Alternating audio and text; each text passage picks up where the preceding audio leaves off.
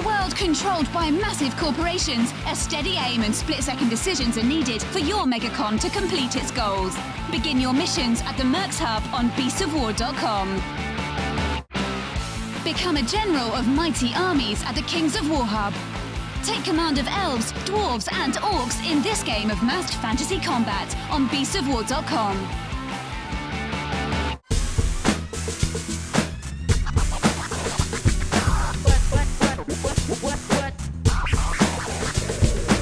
Good morning and welcome to the 100th episode of The Weekender. Yes, indeed. This show started about 175 days ago. No, so 875 days ago. Yeah, 175 days ago. So that'd be a lot of weekenders to get 100 in. That'll be one every day and a half. Yeah. So, I think I would die. I don't think you understand. It did start about 875 days ago. Yes, but you said 175 first. And then I corrected myself.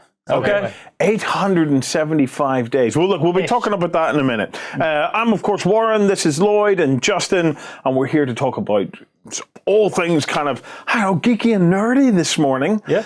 Speaking of geeky and nerdy... What? It's the 100th episode. Is it... I thought I would get fancy.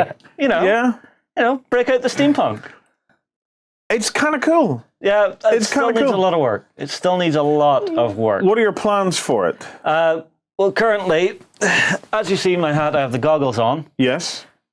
It's a bit plain. Uh-huh. It's a bit plain. I think I need to glue some cogs on it. Yeah. But I don't trust myself not to glue myself to my hat. Did you not screw your hat up last time you tried to glue stuff to it? Yes, which is why I don't trust myself not to glue myself to my hat. This is a new hat, isn't it? This is a new hat straight out of Camden over in London. I went out to find it one day. Saw it was massively tall. I fell in love with it. Well, stick it on. Do we see?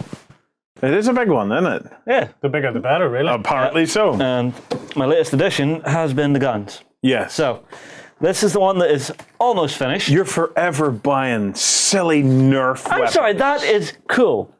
It doesn't look particularly steampunk, though. What's this? Did that come on it, or did you glue that to the bottom? No, that was already on there. What's with the gold, though? Should it not be brass? Yeah. I figured it was going to do it sort of as a Wild West Exodus thing. That's why it's got all the red glow in it. Do you know what? And I figured, seeing as I'm a rich gentleman, I'm going to get gold-plated guns. I think I might buy a Nerf gun just to paint it better than you. Really? You're going down this road? I'm telling you. Tell you what, hang on. I have two more sitting in the hobby lab.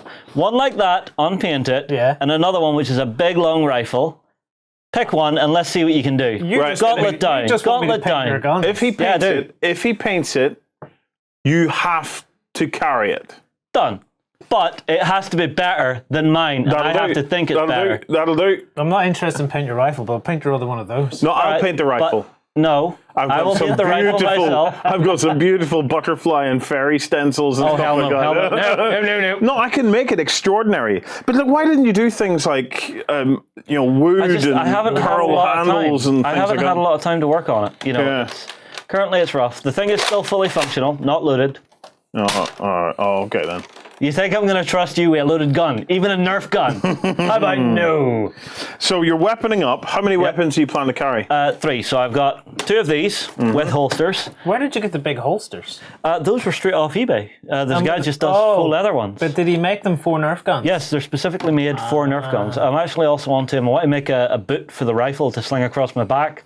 Yeah. But I think it's kind of an awkward one because it's got 2 big cocking handles on it, which is just really awkward to work with. Why don't you make it yourself? Because I don't want to really put the effort in. If someone's already clever enough out there to make stuff like this, I'm more than happy to get my hands on it. Do you want me and him to make it for you? No. Because I know what's going on inside that head of yours. In fact, actually, I'm going to take my glasses off. Looking you in the eye, I know what's in that head of yours. Well, actually, what I was planning on doing was... it's all right, we don't have time anyway. Getting some fake brown leather, and then using studs to hammer it together to create the actual shape of it. Maybe. To put it all together. Oh, no, you're changing your mind. No, I'm listening. And then there was going to be butterflies. No. The unfortunate thing is, you intend to out this costume where? At the QCon. And when is the QCon? Right at the end of June? Yes. And what else? It's just before the Infinity Boot Camp. We already checked this. I gave Warren a heart attack because I have booked off the Friday and Saturday before QCon to attend it. However, yes, all is not lost. Really? Okay. Because we were contacted by a little company called Lefty and Sons. So they're based over in the US, and it's a mom and son. Okay, so it's Deanna and Jack. What they do is they have a little cottage industry making hats. Okay, their hats are extraordinary, as you're about to see. Yes. What they do is they go to Gen Con and conventions and stuff like that, and you can buy these hats, and every hat is individual and custom made. Yes. And they have made you a hat, Justin. They know you're into your steampunk, and where do you get a load of this? Ooh, shiny. So this is Justin's brand new steampunk hat. Nice. What about that? That's very cool. I tell you what, them goggles are very cool. Yeah. You see a lot of steampunkers using those. Now, Lloyd, I could put this onto you, but this is a leather band inside it, so I'm not putting my sweat on you, Keep okay? your sweat hat to yourself. I'll Look keep at my it's top got hat to myself. all it's got lots of different types of cogwheels and buttons and little vials with lots of little kind of bits and pieces in them. I think it's absolutely extraordinary. I'll try it on my head. I think it's the little patches though that make the hat. Yeah. It is beautifully, beautifully done. So try that with your costume till you see. Okay, let's... Whoa! Don't lean it. yeah, there's a lot of stuff on here. Yeah, so just be careful. Ooh, What about that? it's a little big. Your head will get bigger after you wore it for a while. I think it looks fantastic. Absolutely fantastic. So that's not all, though. Yeah, well, you see, I was in correspondence with these guys. Whenever they got on to me saying, right, we've started making them, we're making them, we maybe went a little overboard, we maybe went very overboard, okay, we just went nuts. Well, it turns out that they're fans of the show, and this piece is called Eyes in the Back of Your Head. Okay, so turn it around. Oh, right, so I was wearing it back to front. Yeah, so wear it that way. See. Now, So like that Better? is extraordinary. Okay. That is absolutely extraordinary. And then they have another one. This one is made especially for the Beasts of War. And here it is. It is glorious. an absolute work of art. Push it forward. So There you go. There we go. So we have miniatures on it, holding dice. Which is very cool. We have little bolt action guys in there. Moving on around, we have every kind of dice is represented there. So the full poly range. Lloyd, It's pallets. it's our pallets. So the pallets are on there as well. There's a little Tyrannid, whatchamacallem in there. What is he? Moving on, but he's one of the little rippers from the Ripper Swarms. Is he a gund? Then further on round, Happy gaming. Happy Gaming. I like the stairs. We have a little bit of the battle systems in there, orcs, because we love our orcs here on Beasts of War.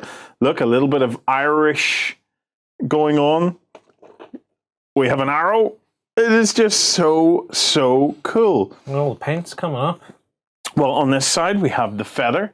Now, at this point, I think to myself, this hat is like the Beast of War equivalent of the crewman from Wurzel Gummidge. I think it's like a magical hat. So we have the paint brushes. Mm-hmm. We have the paints, a classic Reaper paint there. We have basing materials. We have a bits jar. We have a Citadel wash. Ogre and flesh, always handy. Yeah. And then coming right back to the front again, we have the lichen that we use on the terrain. And then right at the very top of the hat, it says, and relax. What an absolutely amazing hat. What about that, eh? Isn't that cool? Yeah. It's the ultimate gamer's hat. So I want to say, I'm going to take this off because this is now going to take pride of place in the Beasts of War Museum of all things weird and gorgeous. You're right, it's like a little Ripper Swarm Tyrannid thing. Yeah, it is. Warren, I will also give this to you for safekeeping. Yeah, let me just carefully set them over there. I just want to say a huge thank you to Deanna and Jack. They are absolutely amazing. Do you know what? They're stunning. I have never seen hats like them ever. And I suppose that's the point, is that they're making everything absolutely custom. Yeah, I'm tempted to mail my actual top hat off to them just to see what I would get back. Oh, I tell you, it is absolutely beautiful. beautiful. To Kristen and see what he does to it. No, because I know what Kristen do. Or I know what Kristen would do. Before we get on with the show, I have a quick announcement to make. This week on Beasts of War, we released the Warpath 2 alpha rules to Backstagers. So if you fancy getting in on that, come on over and join Backstage and download those Warpath 2 alpha rules. There's the rules there as they currently stand in alpha. There's some really, really interesting stuff going on inside the rule set in terms of how they're going to manage unit formation and coherency and stuff like that going forward. Basically, they're designing a sci-fi game that will scale. That's the plan. Now, whether you get on with it or not, well, come across, download the rules and see what you think.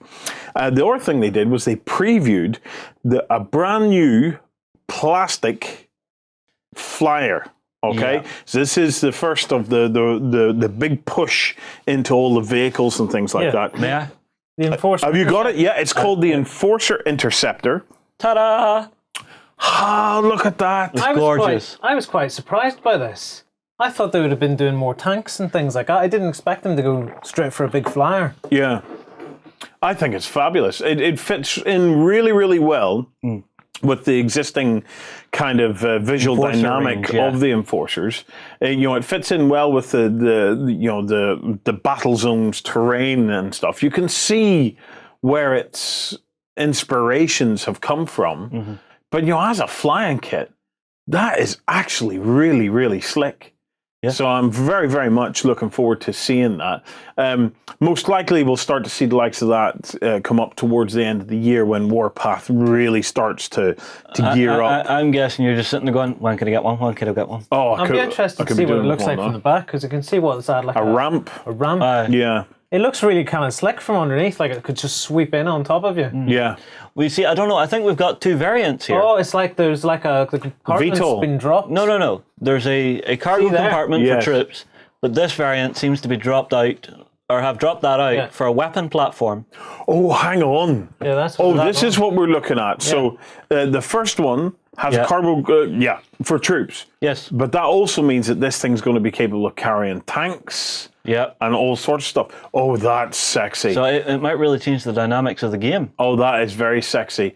And if they build it in such a way that it's easy to switch them, you'll still buy 10 of them, no doubt. You can even see from here, for the actual cargo container, you've got two peg holes there that it looks as if it just pops into. Yeah. So it might be easy enough to leave this so that you can just pop between.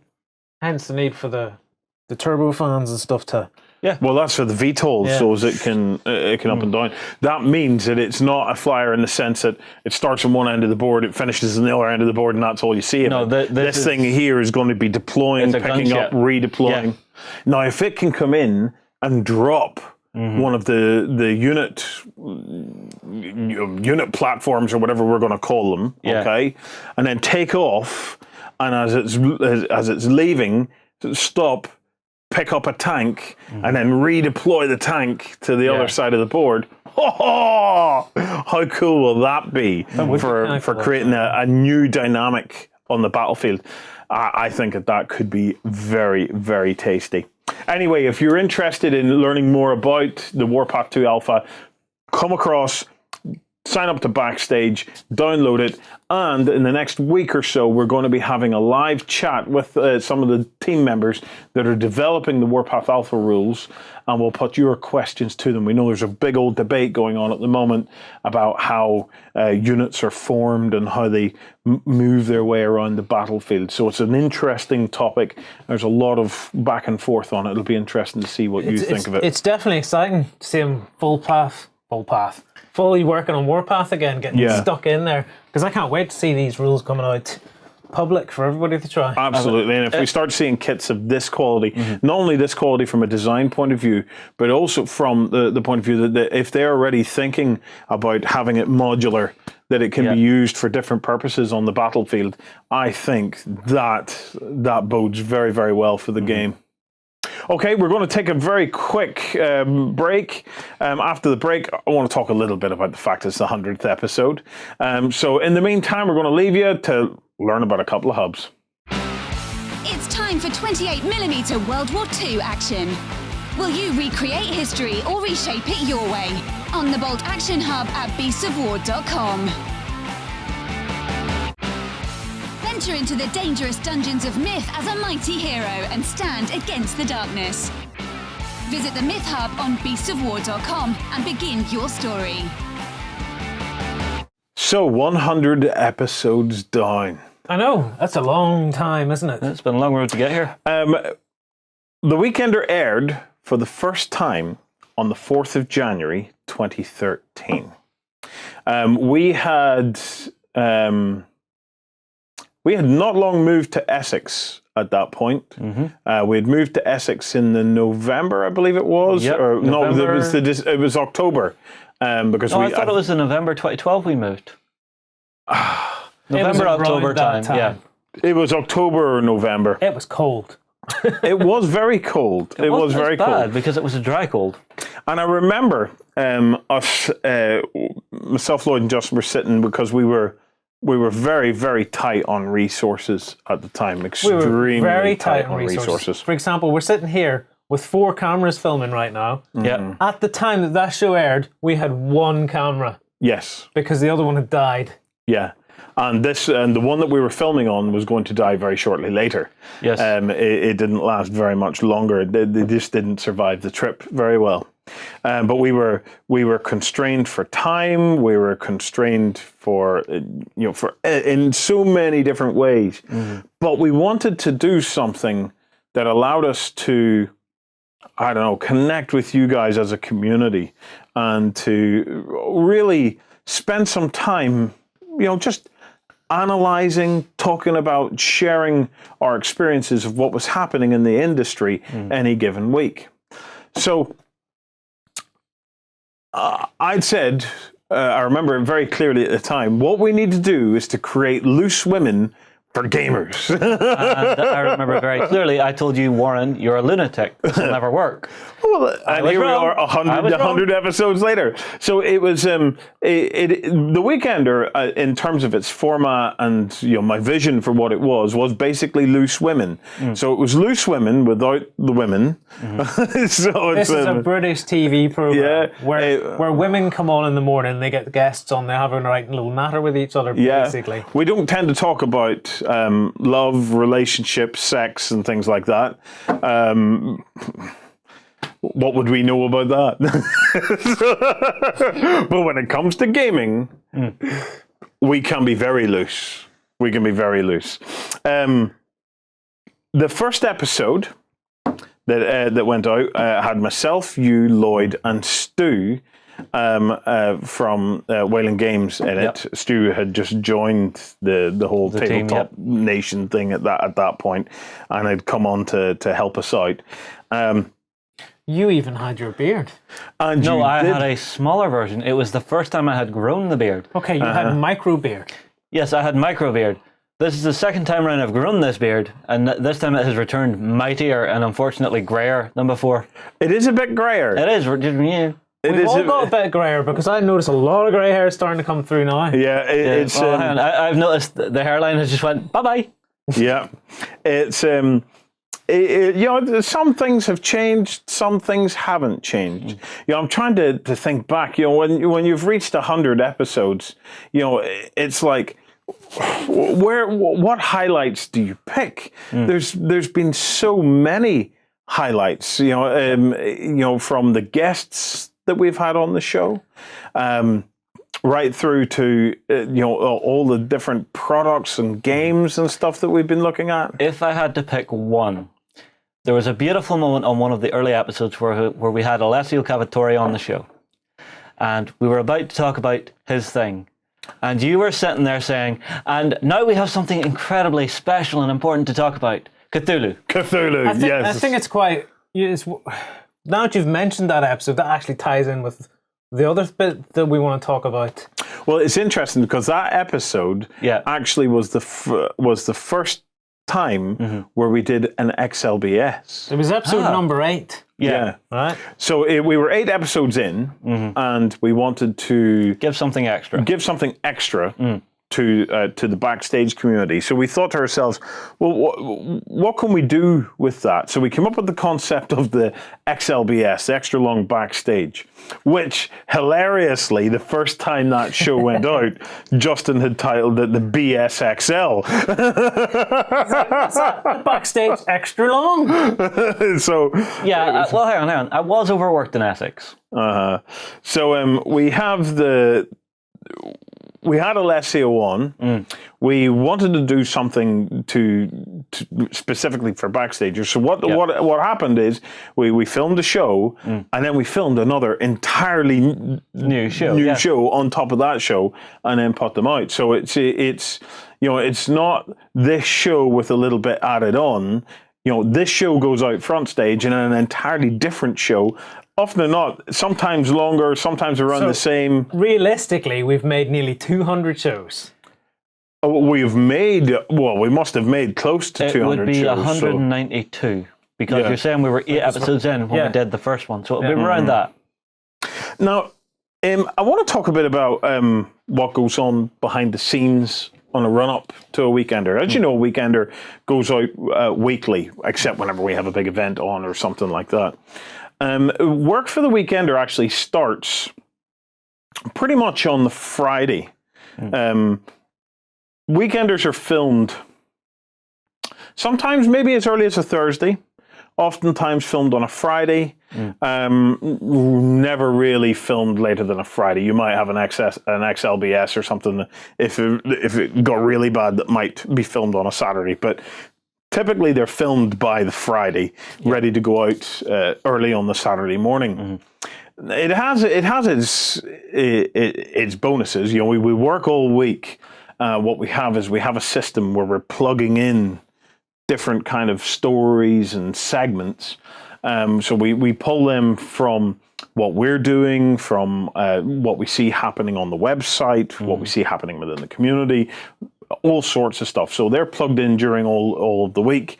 And then when it comes to Weekender, the day before the Weekender filming, we all get together and we sit down and we run through what we call running orders. Just loads and loads of running orders. They're all printed out. We score segments and things like that. We go back and we print it out again with it all scored and stuff taken out. And then we're trying to reorder it into some sort of order that makes sense. Because we cover an awful lot of topics, an awful lot of different ranges and things like that. If we were doing one game and all we ever talked about was one game, this show would be so much easier because you could just track that one game. But the Weekender actually needs a really long planning session to make sure that what you're talking about, you know the facts. You know it's interesting. You know there's nice visuals for it. Or I could rephrase it another way. You hope it's factual. You hope it's interesting. You hope you know all about it. You get it all wrong, ignore the comment. But that planning takes a long time. It takes longer to plan the show than it does to film it. Yes, it takes longer to plan it. It takes about the same length of time to plan the show as it does to film and edit the show. So planning actually takes up about 50% of putting together this show. The other drawback of it is that it'll sometimes air on a Saturday morning and something has broken overnight. And then you get the comments of, why didn't you talk about this?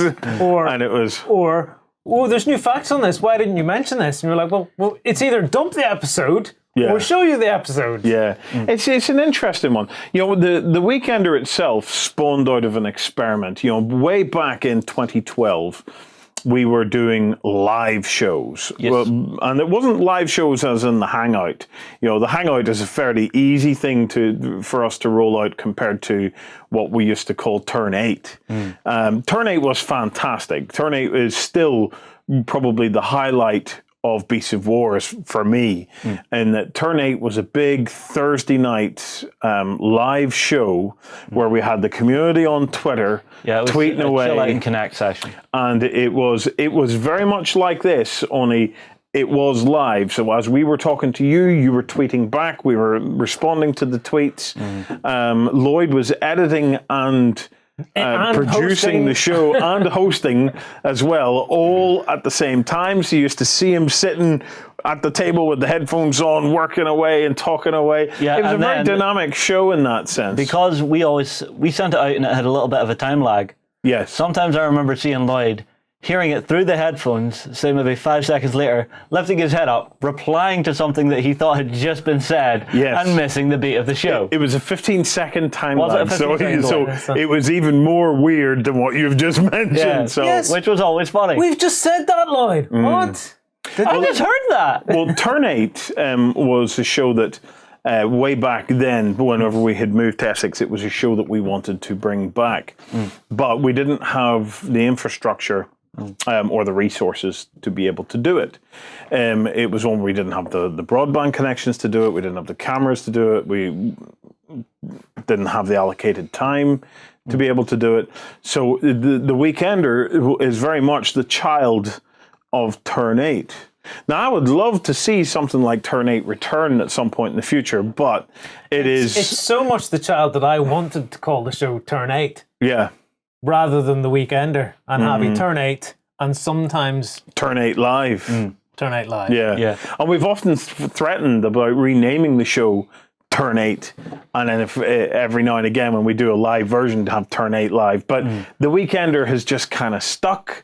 It now comes out at 6 a.m. on a Saturday morning. No harm to you, but do you fancy doing a live show at 6 a.m. on a Saturday morning? Not without copious amounts of coffee. But I think the live hangouts that you're doing has plugged very much that gap. And if we did do something like this again live, I wouldn't do it the way we used to do it, because it was really, really, really difficult to try and make a show like this live. It'd be much better just as a group hangout sort of thing. Whenever you were trying to create assets and stuff on the fly, you were always playing catch up, and that was really stressful. There is a part of that, but I'm here to defend my baby and the highlight of our career.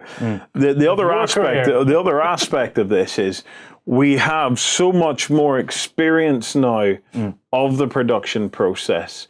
That effectively this show is almost live anyway in terms of its recording and stuff like that.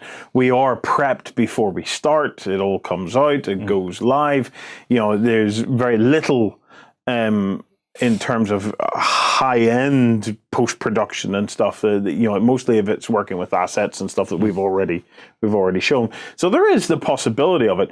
One of the main drawbacks of doing anything live, and I mean properly live outside of that whole hangout sphere, is the equipment costs to do it. It's you need a machine, especially if you want to do a multiple camera thing. Like that first episode of The Weekender, I couldn't believe it today when we watched it back. It was one camera. Yep. And I was going, where's the other camera? I'll tell you What's going not on? only was it one camera, the audio was crap. Was it really bad? So much better now. Although I will tell you one thing. Another 2 years under our belt, working away, fine-tuning stuff. Yeah. You remember the day we had the power cut and we filmed and sent out a Weekender on one camera? Yes. See, whenever I was editing that, I kept going to put cuts in and going, oh wait, no, there's no camera. There was nothing to It felt cut to. like such a weird edit.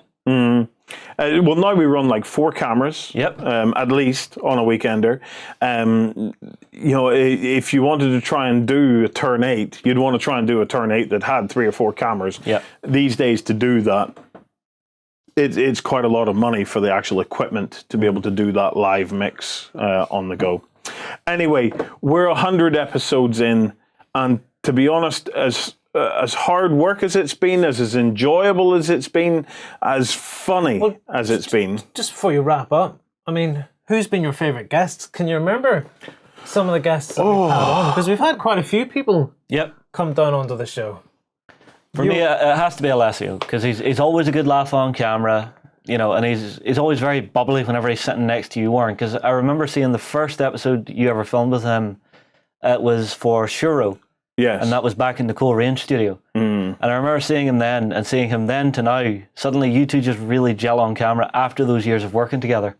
Speaking of John on camera, did we get James on any of the shows? We did. James M. Hewitt got onto a weekender. So I'm sure he was class. Yes, James is probably one of my highlights on the weekender because he is fun, bubbly, and he knows his stuff. And he's passionate about his stuff. So probably James for me. What about you? Recently, this is going to sound terrible. I can't remember his name off the top of my head because it just popped in there. The Conan episode that we did. Jamie. Yes. Jamie was an absolute legend on the Conan episode. If you haven't seen it, it's a fabulous episode. If you go and watch it, and you haven't backed Conan, it will utterly break your heart to watch that episode. It is a fabulous, fabulous episode, and he's a fabulous guy as well. He was such good fun. We've had just a ton of amazing guests on the show. And this was the point I was going to get to, regardless of everything that we have ever done with The Weekender and so on and so forth, this show, and the reason it's at 100 episodes, is down to you, the viewers. Our guests come on to talk to you guys. We are here week in, week out, because we enjoy spending this time with you guys. You're an absolute pleasure to do this for. And I just couldn't say thank you enough. It's been an amazing 100 episodes. I'm hoping this is just the first of a few hundred episodes. And yeah, who knows where we go from here. We still have a lot of ideas and a lot of experiments we want to do. You want to give the Simpsons a run for their money, do you? Simpsons are at 659 episodes. We're already just about a sixth of the way there. And we've only been going for a fraction of the time. Yeah, don't we go out more regularly than the Simpsons? It's because we don't have breaks. We don't have season breaks. We just keep plowing on. Yeah, we just keep plowing on through. Okay, we're going to take a quick break. After the break, we're coming back to talk about some awesome painting that I have seen.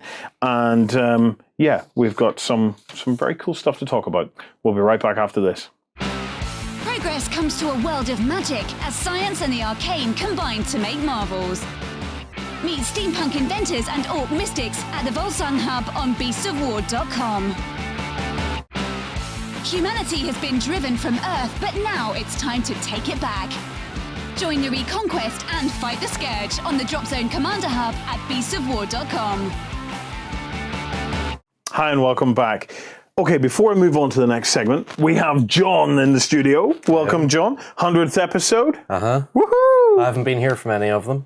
Well, before we move on, I've got a quick thing that I want to talk about, and that's the UK Games Expo is this weekend, okay? Ben will be there today, live blogging, so bringing us some of the highlights and stuff from what he can see at the event. There's a ton of tabletop games there.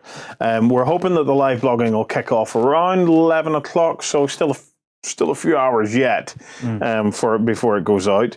A lot of it's dependent on the Wi-Fi and stuff that Ben can actually get at the event.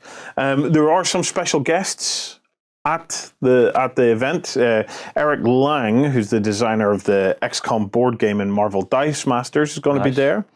The legendary Christian Peterson, founder of Fantasy Flight Games and the creator of Twilight Imperium. And also James Swallow of the Black Library fame is also going to be there as well. So remember to stay tuned to the website today, and hopefully Ben will be able to bring us some bits and pieces of the highlights of just what's going on. There's actually one stop I'd like Ben to make, which is the Warzone Resurrection tournament that's running this weekend at that event. Well, community member Segeis is at that, isn't he?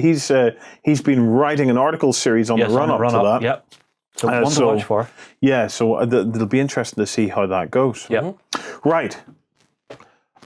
A community member, Jay Adan, from the site, uploaded some pictures this week. Yes, he did. That were absolutely mind-blowing. They blew me away. What he had done was he's actually painted almost the entire set of Myth miniatures for Myth the board game. Justin, can we bring some of them up to you? I've got a big set of images. Now I've numbered each of them. If I get the number in the picture wrong, I will stop you and say, wait, no, okay? Yeah, okay. So be ready for that. So first up, we have the rat minions. These things are lovely. Aren't they just fantastic? It's a heck of a paint job, and he's made it pop really well with a little flash of purple through it.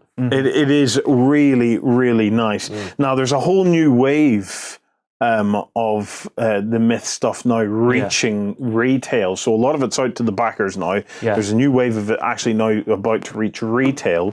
So everything that you see here at this stage should be pretty much now at the retail stage. So you can go and you can go and check it out.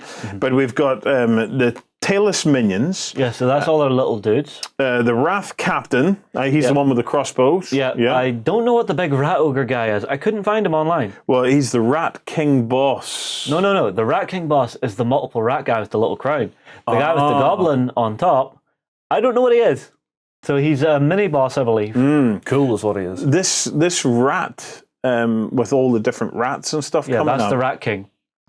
That's actually a very interesting thing because they talk about something over here in this country where it's like a rat something, and it's all the rats, their tails have all got tangled up and they all run around in one big group of rats because they're all basically tied together. There's a name for that. A rat flail? No. A rat morning star? No. It's something I can't remember. Maybe you guys can remind me. But they talk and you find these things from time to time. It's very, very rare.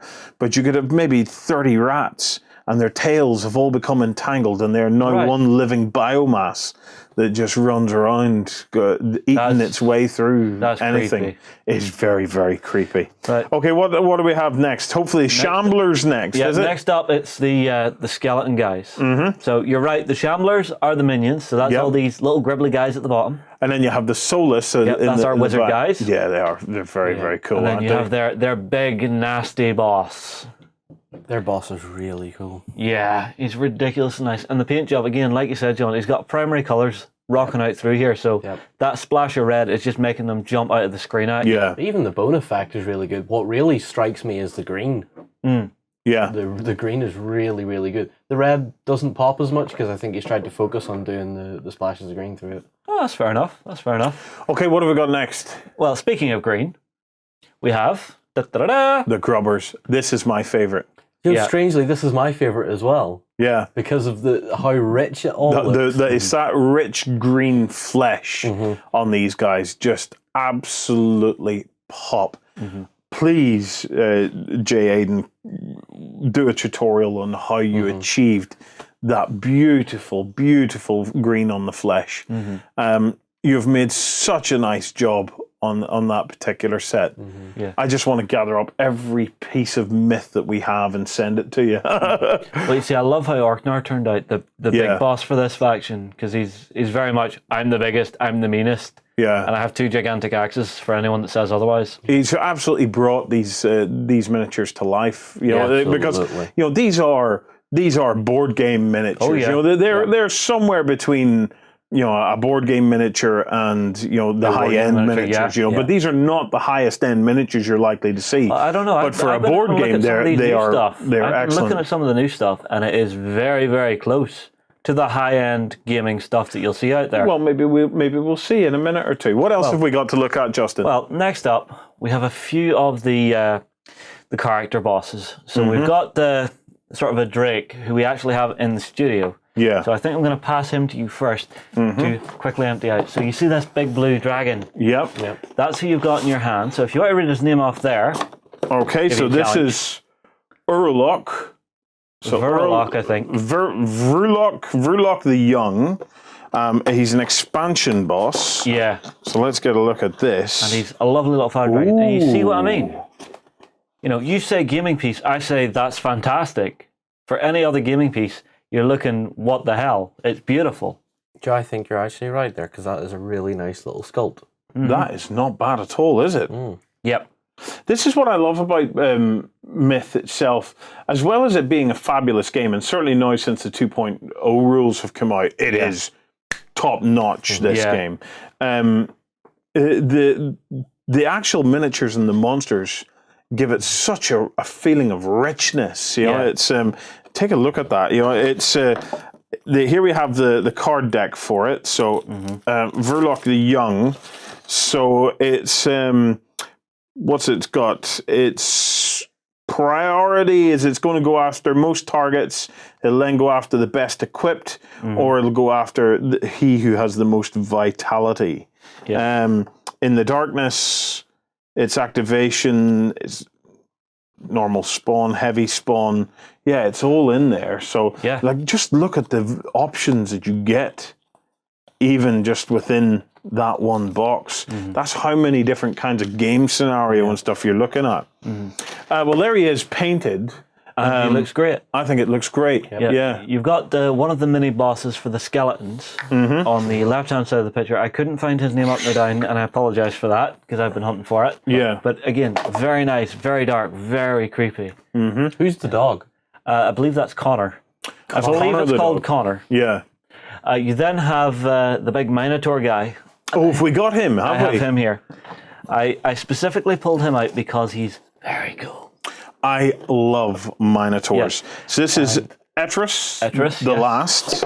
I just think the Minotaurs are some of the best dungeon creatures you're ever likely to get. They're big, they're crunchy, and I think they're just a terrifying monster. Can I just do a little hark back to a few years ago? Yeah. We were talking in the old Colruyt studio, and you were saying, we need a miniature, we need a mascot, and you were like, we're going to make the Beast of War, and it was essentially a Minotaur, wasn't it? The Beast of War, if it was ever as a miniature, it was effectively a Minotaur, and that was where the horns and the logo and stuff have come from.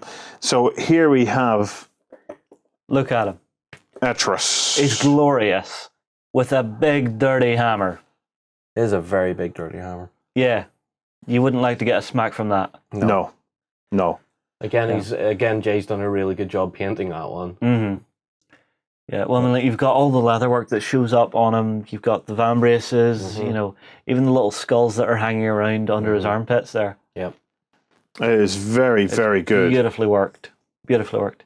Now, okay, yep. Moving along, we then have some of our heroes that he's been working on.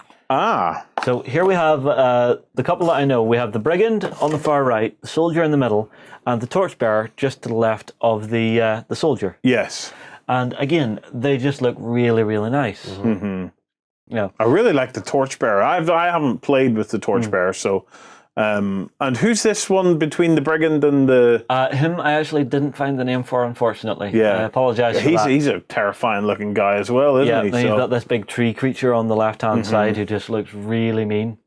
It's incredible just what Kickstarter has allowed this game to become so quickly. Ridiculousness. Now, these look like the female versions of the... It's one of the female versions. Okay. In fact, actually, tell a lie, it's two. It's the female version of the Soldier and the female Brigand in that. The sort of pirate on the left, I don't know who it is. Yeah. We then have the Twilight Knight, the Kingdom Death crossover in there as well. Right. Oh, And now, on the far end, yeah. speaking of the alternate gender heroes, I have the box of them here. Right. Okay, so a lot of the heroes in the original box set were male. Yeah. So I think they were all male, weren't they? No, the Archer was female. The Archer was female. So here we have the alternate genders. Yep. So let's get a quick look at them. Yep. And I have another couple of images of heroes where we're seeing some of the alternate genders. So we have the male and female Archer, and we have the two genders of the Trickster here as well, which was a Kickstarter exclusive mini. Yeah. And then, as you can see under close camera, these are just stonkingly good little minis. Yeah. Actually, you know, for board game minis, I give them an 11 out of 10. Okay? For mini minis, okay? I still say they're good. I'm going to give them a strong 8 to 9 out of 10. Okay. But for a board game miniature, I don't think you're going to get a board game miniature any finer than what I'm looking at here. That is extraordinarily good.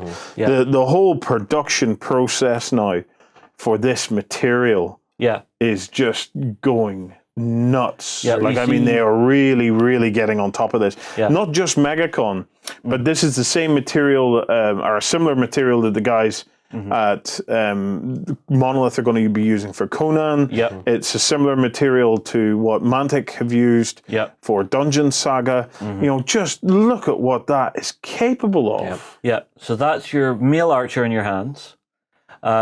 everybody's covered. So you've got the female soldier who's actually sort of a mongoose character. Yeah. You've got the female acolyte who you can see here in the little blue robes in the picture. I like the acolyte. Yeah. The acolyte's very nice, although I do like the new apprentice, the female version, because it's a human female apprentice. And they just jump out. They have such character when they're on the table. Yep. You know, and now you can play either way. You can be male or female character. To start And again, out with. these paint jobs really do it justice, don't they? Yeah, they really just jump out at you. We have a couple more sets of the villains. Say hello to the elementals. I like them a lot. Yeah. They are so much more robot-y than I expected. I really like that. So the little dudes are the Ayathi, Yeah. and the big dudes are the Io. Yeah. So that's them. They're really nice, and he's got some really cool glow effects going on, the big spikes and It stuff. looks like he's been using those day glow pigment powders. Maybe to achieve I remember we that, had a little possibly. experiment with those maybe a year or so ago. We then get the Cyclops guys. Now this Freaky as is a hell. brilliant faction. You know, you can't have, you know, let's be honest, you can't go down into a dungeon or go adventuring and not hope to meet an Eye of the Beholder at some point. That's not an Eye of the Beholder. I know, but it's close. Yeah. Do you know what it reminds me of? Big Trouble in Little China. Yeah. Well, you see, the big guy is called the Cyclopt. Yep. The mid-sized guys who have the arms up behind them, they are the Cyleash, Yep. or Cyleash, and the last guys are the Cyline. Yes. So those are the little guys with the cloaks and the little teeny weeny maces. Oh, they're creepy. I can't look at them. All right, I'll change. How about some bugs instead? Some bugs instead might Oh, the be bugs okay. in this game are very, very good. Okay, Yeah. so here very nice. Yeah. Oh, I love the blue on the scorpion tails. I'll go out on a limb here and actually say that that's probably his best set out of the lot. Yeah, in terms of his paint. Yeah. The coloration of it, the colors he's chose for it, and I think Yeah. just the execution of it is probably the best out of the lot, as far as I'm concerned. Well, my favorite is still the Orknar, or the Orknar? orcs on this one. Yep. Yeah, it's So that's ta-da. I Easily. still think that just That green is that perfect. green is just it's a toss-up between the two for me. I love it. I do like the elemental faction that he did. They're very nice. yeah. This That's is everybody. so putting me in the mood for a game of Myth. It really You're is. always in the mood for a game of Myth. Let's right. be honest, you love going down. I want to talk about one little thing, and then we're going to take a quick break, and then after the break, we're going to talk about getting into the game. Okay. But before that, I just want to put a shout out about the worldwide D-Day campaign that'll be taking place. Well, it's kicking off on June 1st. It'll then be finishing. I think it's June 6th is when D-Day happened. Correct, John? Yes, correct. It's going to be a whole bunch of games. You can get involved in this, by the way. A whole bunch of games replaying out the scenarios or replaying out the battles that happened during the course of D-Day. Yep. If you're into your historical aspects of D-Day, this is one not to be missed. It's got Chris and Victoria Goddard are the minds behind it, but they have the support of Oriskane, who is our resident, I don't know, World War II genius. World War because II he's done genius. This kind of stuff again. So you've got the maps of Normandy. So where the beaches were, who was landing where, so you can keep track of it all. Well, before you move off this, there is articles going up about this at the moment, so do check the website on the first. Well, actually, this Monday is the first article. If you get involved in this, expect to see a lot of this. These maps where they're working out all of the individual battles. Go back to the map. All right. So I'm excited. I like it. so they have Sword, Juno, Gold, Omaha, Utah. Yeah. But just to highlight, we have actually already fired the opening salvo of this campaign because during the Bolt Action Bootcamp, which if you haven't watched the coverage of yet, go and watch it now because you will love it. It is fabulous. But during that bootcamp, we were actually able to play out the assault on Pegasus Bridge. We had two of our bootcamp attendees field two armies. They fought out over Pegasus Bridge. There's a fabulous battle report in the coverage spread over the Saturday and the Sunday of the boot camp. And we had shock horror, we had our first upset of the campaign because the Germans held Pegasus Bridge. Now, this actually sent the guys that are involved in the campaign, and there's people from Australia, the US, all over Europe involved in this, sent them into an absolute tizzy because I don't think that they expected that to happen. I don't think that they expected a strong German resistance being able to hold it off. It came down to the last turn, basically one little Brit guy was about to stab a German officer in the head and then didn't. But what happened is, because Pegasus Bridge wasn't taken, the effects of that start to ripple right the way across. Because now, at the likes, especially at Sword, maybe Juno, possibly Gold, you're going to see a stiffer resistance, I'm guessing. Well, what you're going to see is a lot more armor. Because in historical terms, the 21st Panzer Division, which is just a bit off to the side of Caen, could cross the Orne Canal then. Or the Caen Canal. They weren't able to get in, and they had Tigers and all sorts in. Right. They weren't. I don't think they were a full out division, but they were there. But they were. A Tiger is still a Tiger, regardless of where you put it. So what the potential is, I don't know what's going to happen. It's down for anybody that gets involved in the campaign to start organising that. But you will start to see a much heavier armoured resistance at Sword, Juno, Gold. Is it likely to get down as far as Omaha, Utah? No, because it could probably have got there anyway and took a different bridge. But certainly in around the British and the Canadian sectors, you're now going to start to see a heavy resistance. So already you're having to fight harder. On the 6th of June, is Oriskany going to come back to us and said, if we'd only got Pegasus, it's your fault, D-Day. No, the base landings have failed, we must go again. No, I can tell you exactly what Oriskany's going to say. He's going to come to us on the 6th of June and say, that was such a good result, because he's playing as the Germans. I see. Sneaky. So, definitely get involved. Right, in terms of game systems, you can use pretty much whatever you want. You could use Panzer Leader, Bolt Action, Flames of Four, Battle Group, Axis of Allies, Chain of Command. Whatever you want to use, it's entirely up to you. But do go and find the Worldwide D-Day forum post. Get in contact with Oriskany and Chris G, and say you want to get involved. You will be given a battle somewhere along the map. It's not just about the invasion. There was also stuff taking place inland with the airborne troops. So there's tons and tons that can be fought. Collate the pictures, all the results and stuff will come in, and we will find out what actually happened on the alternative D-Day as it's being played out. This will be interesting because I've seen what Oriskany did with his World War 2.5, and I saw how deeply he went into it, building his pack for the finish up. So that's going to be an absolute joy to read when it's done. The depth that these guys have already went into has been quite extraordinary. Okay, we're going to take a quick break. After the break, I'm going to close out the show because I want to have a chat about getting in the game. Anime cyberpunk style meets skirmish combat in Infinity. Experience 8 high-tech factions and fight to control the human sphere at the Infinity Hub on beastsofwar.com. Keep your blaster handy, the West is a dangerous place.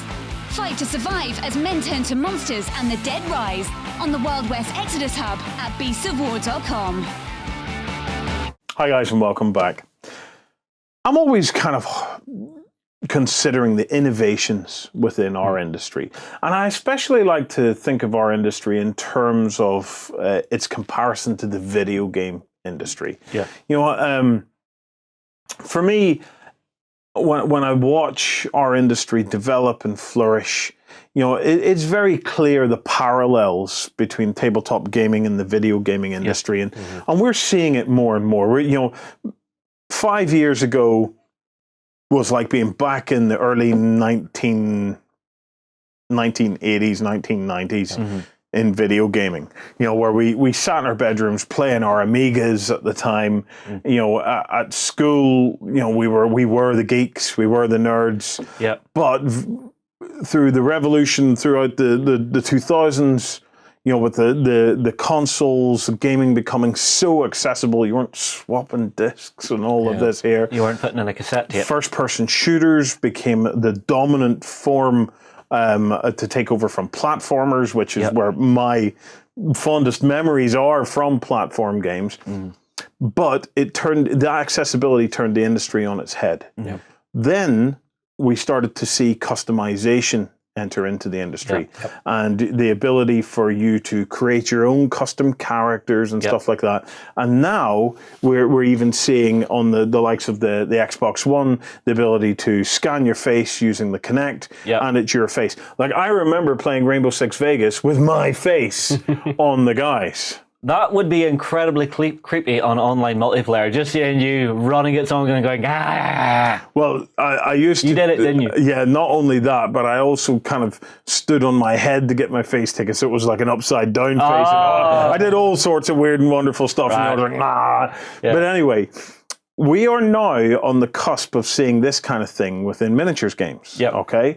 We're getting to the stage where we could find ourselves on the tabletop. Now, for me, I'm very fortunate. I work in the industry. I talk about this stuff day and daily. And I got my first opportunity with a game called Slaughter Ball. Okay, and as one of the stretch goals in their Kickstarter, believe it or not, there was a Warren mini. Okay, and he just came through. And this is him. And they've sent me through this one. Now, I've had a blue wash applied over it. We're going to wash the wash off, and then I'm going to try and get it painted up. But this is the Warren mini from Slaughter Ball. And I've got to say, it's quite cool, isn't it? I think it's awesome. I know it's a wee bit cheesy to look at a mini of yourself and go, well, that's rather cool, but I think that is rather awesome. I think that's got to be a real highlight for me to be turned into a mini. And the fact that I look so buff really helps. It's, do you know what? It's making me want to go to the gym. I would like to look like that. That'd be kind of cool. But this, we talked in the studio about this over the last few months, about this whole idea of getting into the game and how cool it would be to be in the game. But it is now slowly but surely, or maybe rather rapidly, becoming a reality. Well, all thanks to Prodos. Now, we'd mentioned this a few weeks back. About passing, before we had seen Sculpts or anything. We'd mentioned that they have a new service. It's not particularly expensive either. It's for what you're getting. The big hit is the first time you go to them, because you see, once you go back for repeats of it, it becomes incredibly cheaper. Yes, but even it's like less than £100 or so, isn't it? To do this, it's and while £100 is a lot of money, to have yourself in the game, it's not a lot of money, really. Well, look, here's the first thing I saw. So this is you. So how did we do this? Now, you explain it. So basically, the first time we were told, right, take some photographs of yourselves, send them through. Us being us, we were pulling all sorts of faces. At which point, we were told, no, that's a little bit too much. Do it like this. You take a front shot, an angled shot, and a side shot. And from that, they generate your head in 3D. So this is me with big beard, normal, human, everything's fine. Nothing funky here, right? Apart from your eyes, man. Your eyes. No, you see, I like that. They're staring into my soul. Oh, well, I thought I did that on a day and daily basis. No, there's nothing. I love this, Justin. I think that the beard is particularly good. Yeah, they really, really sculpted it very well. And I love that kind of First World War Tommy helmet type thing you've got going on. Kind of like an African sort of safari helmet? No, that's a First World War helmet. Okay. Well, guys, tell us below, what do you think it is? Yeah, it looks like a First World War. It's like a war zone type helmet. Yeah, well, you see, the one I really love is the German helmet. Yeah. Because I'm going to have myself leading my bolt action armies. This is it. I love the idea of being able to set myself up as a commander within 40k or bolt action or pretty much any game. Well, like from these, they've actually done a 3D print and put me on a Grey Knight. There you are. With my little World War I helmet. But you see, I love the way they've done the sculpt because they've actually sculpted out the pupil. So for those of us who aren't so good at painting like myself, a lot easier. Touch a wash, done. I tell you what, your head would look superb on. What? Some kind of Eldar. Eldar. Well, let's go back to this. Maybe the plain one. Yes. Might stick it on an Eldar. If you put that on an Eldar, I am going to do this just for funnies in a future weekender. Once we get these sent through, I'm going to start sticking my head onto every random mini I can get my hands on to see how weird it looks. Lovely. I have a feeling that we're going to be doing it more than you will. Probably, but what if you're into something else? So what if you're into like dwarves or orcs? You're covered. Say hello to Justin the dwarf and Justin the orc. Oh my word! I love the bottom dwarf. This one. Or this one? The one without the helmet. This one here. I think it looks absolutely brilliant. I love it. Looks a lot less like you. It's broadened out. They've changed the features to be How old are you now? I'm 29 at the minute. All right, this is Justin in a year. Yeah. We've always said when he hits 30, that whole metabolism thing of his is going to fail. Like, even the orc one's brilliant as well. Oh, look at that. You know, and the actual helmet's got some really nice runic designs in it. It's lovely. That's very interesting. Now, I've got to say, it does get to the stage where it doesn't look much like you at this point. But if you were to say to me, well, that actually is me, I would say, yeah, do you know what? I can see the resemblance. Go, because you could turn any one of us into an orc and we would we'd start looking more like an orc than we'd. That's me! Yeah. You know what I asked for those pictures? What is the result? I like that one. That is the most like you there. It's just that. With a hair all over the place. Yeah. And the slightly annoyed, where's my coffee face? I don't know. It's weird. The German helmet actually looks maybe a little bit too small for your head. Just like, chunk. Yeah. I really like this one down here with the trencher helmet. You do sit being an orc. I have a kind of a Hulk look about me, don't I? As an orc. I recognize my nose on the dwarf. Yeah. But that's incredible. That one up there. But think of it. From 3 photographs of someone, they're fit to do that. And then from that, it goes to a 3D print. Mm-hmm. Justin, that is so like you now when you see that. Yeah, whenever you look at it. Because look, here's me looking at the screen. Yeah. There's me on the image. It's pretty damn near, isn't it? You know, they did a really great job of it. If anything, the actual miniature... It looks better than me, doesn't it? Looks more lifelike. Oh, Warren, right in the fields, man. I was going to say, there's more expression in those eyes. There's certainly a lot more going on in the head of that one, isn't there? So it's really? It is very, very good. Go back to me. Back to Warren. I haven't seen these. This is so cool. Yeah. And this is where the problem of having your head sculpted onto miniature happens, because now these two are going, look at me, ego going through the roof. Well, the thing about this is, look at the possibilities that this opens up, right? Mm-hmm. Yeah. I think you can buy these as little metal or resin heads. I believe it's resin cast whenever it comes to you. Mm-hmm. So now, anytime I get an army, for whatever game it is, 20 mil or 28 mil, I'm going to immediately be thinking, where can I stick my head on it? You know, give me a commissar. Who do you think is going to be leading my dwarf army? Yes!